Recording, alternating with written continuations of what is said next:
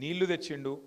ఇక మరి 70 లక్షల కుటుంబాలు మరి ఆయనకు దృఢపడిపోయి మొత్తానికి ఒక దృఢమైన సంబంధం ఏర్పడితే ఎట్లా దీన్ని ఎట్లన్నా ఇచ్చగొట్టాలి అనే ఉద్దేశంతో ఇప్పుడు మీరు మాట్లాడిన R&B మినిస్టర్ కానీ భువనగిరి ప్రాంతంలో మునుగోడు ప్రాంతంలో ఇంకా ఇతర ప్రాంతాల్లో ఎక్కడెక్కడి నుంచి అయితే RRR పోతున్నదో కాంగ్రెస్ నాయకులు ఎట్లయితే మేనిఫెస్టోలో చెప్పిర్రో అట్లే అడ్డగోలుగా వాళ్ళ నోటికి ఎంత వస్తే అంతా మీకు ఇష్టం ఉన్నట్టు హామీలు ఇచ్చినారు. నేను చూసిన నిన్న దామోదర్ రెడ్డి గారిని వీడియో చూపెట్టిన మునగాక మొన్న వెంకటరెడ్డి ఏం మాట్లాడిండు అన్నాడు. కోమటిరెడ్డి వెంకటరెడ్డి భువనగిరి ర్యాలీలు అనేది నేను చూసిన. చాలా నోటికి వచ్చినట్టుగా అది ఎంతంటే అంత ఎటు పడితే అటు మాట్లాడిండు. మళ్ళీ అదే వెంకటరెడ్డి గారు ఇవాళ ఏమంటుండు, మీరు పోతే అది అయ్యేది ఉందా పోయేది ఉందా RRR అవుతుందో పోతుందో నాకేం తెలుసు, నాకు తెలియదు ఎత్తేసినట్టు మాట్లాడుతూ ఉన్నాడు. ప్రియాంక గాంధీ గారు అంటే ఇవాళ MP సోనియా గాంధీ గారి కుమార్తె, రాహుల్ గాంధీ గారి చెల్లె, ఆమె కూడా చెప్పింది కదా ఇక్కడికి వచ్చి వాళ్ళు వీళ్ళు కాదు ఇవాళ కేంద్రంలో ఒక ముఖ్యమైన బాధ్యతలో ఉన్నవాళ్ళు, రాష్ట్రంలో ఉండే కాంగ్రెస్ పార్టీకి అధినాయకులుగా ఉండేవాళ్ళు, ఆమె కూడా చెప్పింది కదా మేము అవతలకి తీసుకుపోతాం, 40 కిలోమీటర్లు అవతలు తీసుకుపోతాం, అంతా ఒకటే పద్ధతిలో చేస్తాం, శాస్త్రీయంగా చేస్తాం అని చెప్పిండ్రు. ఆ మాటలన్నీ నమ్మి మీరు భువనగిరిలో గెలిపించారు, మునుగోడులో గెలిపించారు, మొత్తం నల్గొండ జిల్లా అంతా కూడా గెలిపించినారు, ఇంకా చాలా చోట్ల కూడా గెలిపించినారు. దాని దయతోనే మీ దయతోనే ఇలా కాంగ్రెస్ గద్దెనెక్కింది, అధికారంలో కూర్చున్నది. వాస్తవం మీరందరూ నల్గొండ జిల్లాలో గుద్దితే మా అధికారం పోయింది, కాంగ్రెస్ వాళ్ళకి అధికారం వచ్చింది. ఇది వాస్తవం. 12 సీట్లలో మేము గెలిచింది ఒకటే నల్గొండలో. అది కూడా ఎక్కడ, నల్గొండ మొత్తం భారతదేశంలో నంబర్ 1 జిల్లా వరి ధాన్యం ఉత్పత్తిలో. కేసీఆర్ ఏమో మీకు గుట్ట మంచిగా చేసి మంచిగా మెడికల్ కాలేజ్ నల్గొండలోటి, సూర్యాపేటలోటి, యాదాద్రిలోటి 3 మెడికల్ కాలేజీలు, 3 కలెక్టరేట్లు పెట్టి మీరు నల్గొండకు పోయే తిప్పలు లేకుండా మీకు భువనగిరిలోనే కలెక్టరేట్ పెట్టి కూసున్న కాడికి వెళ్ళి సలగదలకుండా మంచిగా అన్ని ఏర్పాటు చేసి ఆఖరికి ఒక మెగా విద్యుత్ ఉత్పత్తి కేంద్రం దామరచెర్లలో మొత్తం తెలంగాణలో నంబర్ 1, తెలంగాణలో కాదు దక్షిణ భారతదేశంలోనే అతిపెద్ద విద్యుత్ ఉత్పత్తి కేంద్రం పెట్టి వరి ధాన్యం ఉత్పత్తిలో నంబర్ 1 చేసి నీళ్లు కోదాడ, సూర్యాపేట, తుంగతుర్తి ఎన్నడూ జీవితంలో టేలెండు అంటే ఆడికి రాకనే పోతుండే నీళ్లు.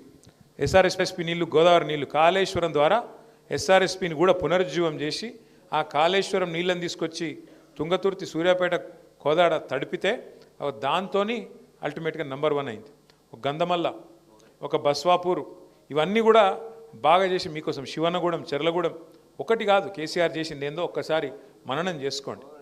మా మల్లన్న యాద్ చేస్తున్నాడు, బొక్కలలో మూలుగా చచ్చిపోయి నడుమిరిగిపోయిన నల్గొండకు మళ్ళా చెయ్యి కర్రాయి నిలుస్తున్నాడు కేసీఆర్ గారు. ఫ్లోరైడ్ని చంపి, ఫ్లోరోసిస్ మహమ్మారిని చంపి మిషన్ భగీరథతో పూర్తి చేసినాడు కేసీఆర్. సో ఇవన్నీ జరిగినా కూడా మీరు ఎక్కడ ఆందోళన పడ్డారు? ఇన్ని జరిగినాయి కరెక్టే, ఇవన్నీ కేసీఆర్ చేసిండు కరెక్టే, కానీ మా కడుపు మాదే పోతున్న భూమి అని చెప్పి ఆక్రోశంతో అవతల వాళ్ళు చెప్పింది నమ్మి ఇక సరే దాని మీదకి వెళ్ళి కొన్ని ఆశ కూడా పెట్టిరు అనుకో. వాళ్ళు ఏమేమి ఆశ పెట్టిరో మీకు అన్నీ ఆదుకున్నాయి. ఆయన 10,000 ఇస్తే మేము 15,000 ఇస్తామన్నారు. రైతు బంధు కేసీఆర్ 2 పంటలు ఇస్తుండే మేము 3 పంటలకు ఇస్తామన్నారు. ఆయన ₹1,00,000 ఇస్తే లగ్గానికి మేము తులం బంగారం ఇస్తామన్నాడు. ఇక ముసలోళ్ళకు 2,000 ఇస్తే నేను 4,000 ఇస్తా అన్నాడు. ఆయన ముసలమ్మకో ముసలయ్యకో ఇస్తుండు, నేను ఇద్దరికి ఇస్తా అన్నాడు. ఇట్లా ఒక్కటి కాదు, ఇక నోటికి ఎంత వస్తే అంత చెప్పుకుంటా పోతే మీరు కూడా సరేతి 10 ఏళ్ళు ఆయనకి ఇచ్చినాం కదా, వీళ్ళకు 5 ఏళ్ళు ఇద్దాం తీ అని చెప్పి ఇక్కడ కూర్చున్న వాళ్ళలో నాకు తెలిసి 99% మంది కాంగ్రెస్ని గెలిపించిన వాళ్ళే ఉన్నారు. అంతేనా? ఇది పక్కాలే. సరే ఓకే సరే 50% వేసుకుందాం పాటు. అయితే ఎందుకు చెప్తున్నా అంటే కాగవే సరే అయిపోయింది, దాని గురించి బాధ ఏంది. కానీ అధికారం ఎవరి అబ్బ సొత్తు కాదు, అధికారం ఎవరి గుత్త సొత్తు కాదు. అధికారంలో మీరు ఎవరిని తెలుసుకుంటే వాళ్ళని కూర్చోబెడతారు, ఎవరు వద్దనుకుంటే వాళ్ళు దిగాల్సిందే, తప్పకుండా మీకు సేవ చేయాల్సింది, అలా రెండో అనుమానం లేదు. నాది ఇది అధికారం అనేవాడు అనుకుంటే అనంత పిచ్చోడు లేడు. ఇక్కడ ప్రజాస్వామ్యంలో ప్రజలే మా తలరాత రాష్ట్రాలు. 2 సార్లు ఇచ్చింది మీరే, ఒకసారి పక్కకు కూర్చోమని చెప్పింది మీరే, మళ్ళీ 3 ఏళ్ళ తర్వాత కేసీఆర్ని తెచ్చేది కూడా మీరే, అది కూడా నాకు తెలుసు మీకు తెలుసు పక్కా. ఎందుకంటే ఇవాళ ఈ రాష్ట్రంలో అందరికంటే కడుపు మండినోడు ఎవరైనా ఉన్నారా అంటే రైతే ఉన్నాడు. ఇప్పుడు నేను నిజంగా చెప్తున్నా, నేనేమి ఇంక 3 ఏళ్ళు ఉంది ఎలక్షన్, చాలా దూరం ఉన్నది. అయినా కూడా చెప్తున్నా ఇవాళ ఒక చిన్న మైకు తీసుకుపోయి ఎవరన్నా రైతు ముంగట పెడితే ఏం మాట్లాడుతున్నారు, ఎట్లా మాట్లాడుతున్నారు చూసిరేమన్నా? అసలు చరిత్రలో నాకు తెలిసి ఏ ముఖ్యమంత్రి కూడా గిన్ని తిట్లు తిన్నోడైతే వాడు లేడు. ఇంకోటి పెద్ద మనిషి కూర్చున్నాడు, పెద్ద ఆయన, ఎంత వయసు చూసిరో వారు. నాకు తెలుగులో గిన్ని తిట్లుంటాయని కూడా అమ్మతోడు తెలియదు నాకు. అవ్వ ఏం తిట్లు అవి, ఎన్ని తిట్లు. భయం అనేది లేదు. ముఖ్యమంత్రి లేదు, మంత్రి లేదు, ఏపో వాడు ఎవడైతే ఆడోళ్ళు కూడా ఏం ఆగుతలేరు.